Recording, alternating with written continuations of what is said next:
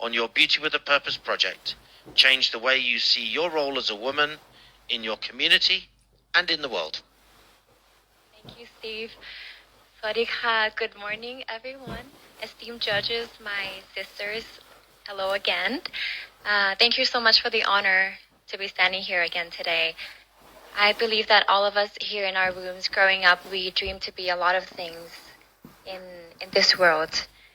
Me, as a girl, I dreamed to be a big part of this world. A world changer, or maybe a big superstar where everyone knows me, and that I could give some happiness in their life.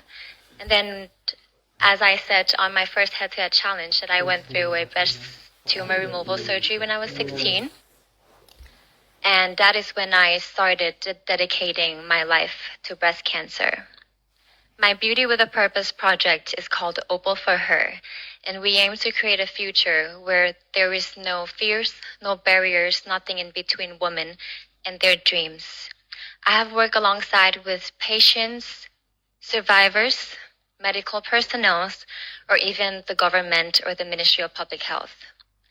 And that is I could say it's the biggest part of my life. It's one of the things I'm most proud of. And how it changed the way I see myself. I still see myself as a human being that wanted to be the light in this world, wanted to give back to anyone that I can in my life. But more than that, I've realized from my project that sometimes we are not a game changer.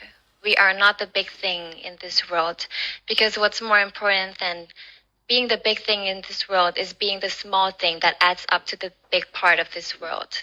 And that is how my Beauty with a Purpose project changed the way I see myself as a woman in this society. I changed from seeing myself as a game changer to a particle, a gear, a puzzle that would add up to my own life, the life of every woman in this world, and just this world as a whole.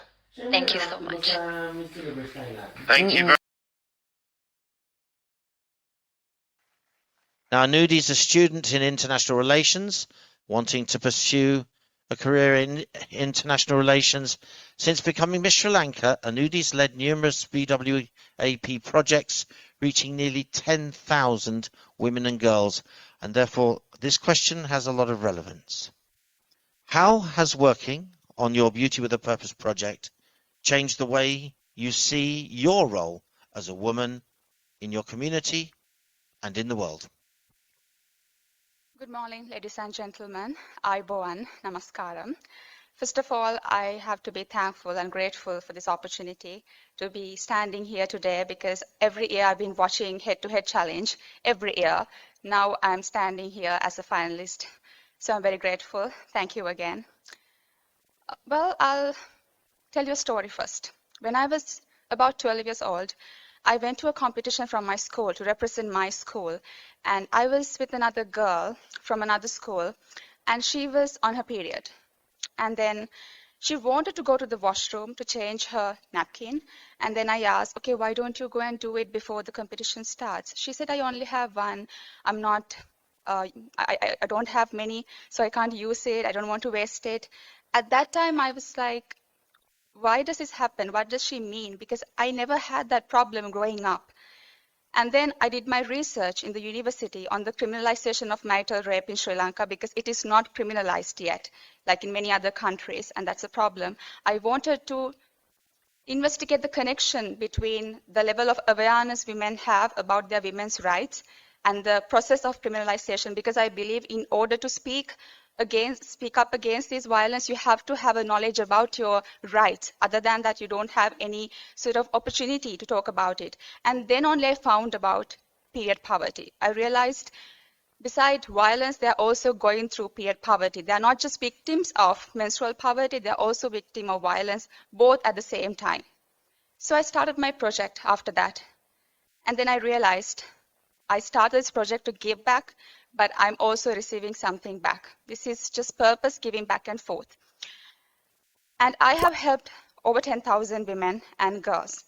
and I help them through donations by providing sanitary products, not just biodegradable pads, non-biodegradable pads, it's also reusable napkins so that they have a sustainable solution. And second, the awareness, because I believe awareness is key. You can give a napkin, but you can only use it once. But awareness will pass through generations. So when we do awareness programs, we try to target the audience that we are talking to. As an example, for young children, we are talking about how menstruation happens, what happens inside your body, and what you should be doing when it happens. And for older women, we talk about menopause, we talk about contraception, we talk about sexual health. Because I believe when it comes to awareness, it has to be suitable with the audience as well. And then the third thing is policy recommendation. Time. In Sri Lanka, the rate on sanitary napkin is 51%, and we had to reduce it. So I met the Prime Minister of my country to talk about it. At the end of the day, I realized by trying to give them something, I also received a sense of purpose. And I no longer believe that Time. women should be limited to things like this. They should have a voice to talk about these things and bleed with dignity. Thank you so much.